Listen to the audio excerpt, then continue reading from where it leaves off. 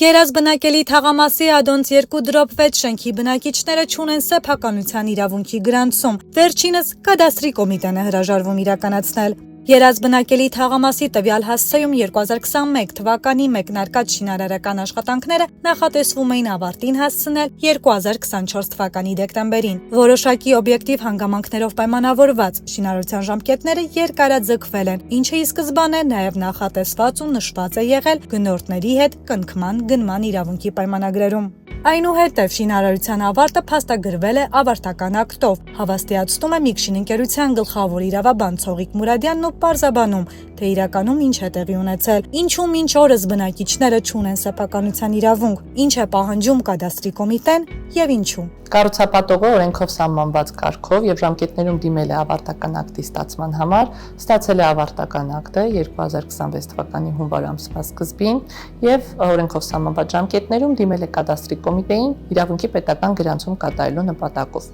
որից հետո մեկնարկելու էր բնակիչներին իրենց բնակարանների հանձնման ընդունման գործընթացը եւ վերջինների սեփականության իրավունքների գրանցման գործընթացը։ Սակայն կադաստրի կոմիտեն առանց որևէ հիմքերի եւ հիմնավորումների մերժել է կառուցապատողի իրավունքի գրանցումը, ինչպիսի հանգամանքը այս պահին մենք վիճարկում ենք ՀՀ վարչական դատարանում։ Իրավունքի պետական գրանցումը պարտավորեցնելու նպատակով կառուցապատողը դիմել է Հայաստանի Հանրապետության վարչական դատարան եւ ոչ միայն։ Հատկանշական է անդրադառնալ այն հանգամանքին, որ կադաստրի կոմիտեն նմանատիպ հանգամանքներով կատարել է իրավունքի պետական գրանցում եւ Միքշին ՍՊ ընկերության նախկինում կատարած շինարարության հիմքով ստացված ավարտական ակտերի հիման վրա, ինչպես նաեւ այլ կառուցապատողների մոտ։ Մինչդեռ տվյալ պարագայում Ադոնցի 2/6 շենքի, Ադոնցի 2/4 2/5 շենքերի մասով չի կատարում իրավունքի պետական գրանցում, ինչը մենք համարում ենք կամայական վարքագիծ եւ դրսեւորում, ինչպիսի հանգամանքով պայմանավորված կառուցապատողը դիմել է պետական վերահսկողական ծառայությանը եւ ՀՀ գլխավոր դատախազին։ Հայաստանի Հանրապետության Սահմանադրական դատարանն ունի որոշում, որով վերջինս արձանագրել է, որ եթե առկա է ավարտական ակտ, որը չի վիճարկվել եւ անվավեր չի ճանաչվել, ապա այն հիմք է համարվում իրավունքի պետական գրանցման համար։ Աստորեն կադաստրի կոմիտեն անտեսելով համապատասխան իրավական կարգավորումները, Սահմանադրական դատարանի որոշումը եւ դրա հիմքով ձևավորված իրավական պրակտիկան շարունակում է դրսեւորել կամայականություն եւ չի կատարում իրավունքի պետական գրանցում,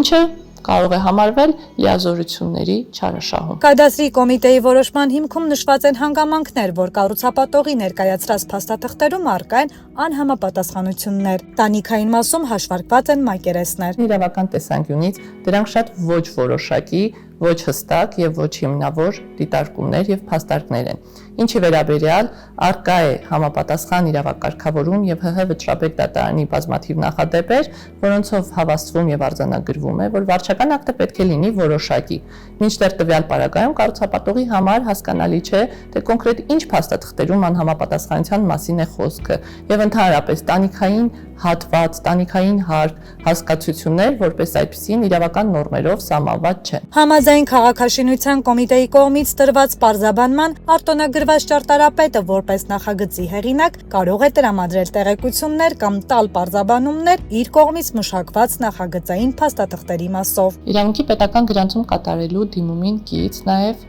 կառուցապատողը կադաստրի կոմիտեին ներկայացրել է լիցենզավորված ճարտարապետի կողմից տրված տեղեկանք, որում շատ հստակ ներկայացված են ըստ նախագծային փաստաթղթերի, որ հատվածներն են համարվում ընդհանուր օգտագործման տարածքներ, իսկ որ հատվածներն են հանդիսանում կառուցապատողի սեփականությունը։ Նշվածի պատճառը հետևանքային կապի արդյունք են նաև կոմունալ ծառայությունների մասով բաժանորդագրման խնդիրները, որպեսզի բնակիչները կարողանան դառնալ բաժանորդ, հարկավոր է գրանցել պոմպակայանի նկատմամբ կառուցապատողի սեփականության իրավունքը, որն էլ կհանձնվի համապատասխանաբար ջրային կոմիտեին։ Կոմունալ ծառայությունների մասով բաժանորդագրման գործընթացը եւս ձգձգվում է պայմանավորված կադաստրի կոմիտեի ոչ իրավաչափ վարչարարությամբ, որպիսի ջրամատակարարման մասով բնակիչները կարողանան դառնալ բաժանորդ, հարկավոր է գրանցել Պոմպակայանի նկատմամբ կառուցապատողի սեփականության իրավունքը, որն էլ կհանձնվի համապատասխանաբար ջրային կոմիտեին։ Միքշին ընկերությունից հայտնում են, ցավոք ժամկետների մասով հստակ տեղեկություն չունեն։ Այս պահի դրությամբ գործը գտնվում է Հայաստանի Հանրապետության վարչական դատարանում։ Կառուցապատողը նաև միջնորդություն է ներկայացրել հայցի ապահովման միջոց կիրառելու վերաբերյալ։ Վարչական վերաքննիչ դատարանի կողմից կայացվել է որոշում միջնորդությունը բավարարելու վերաբերյալ,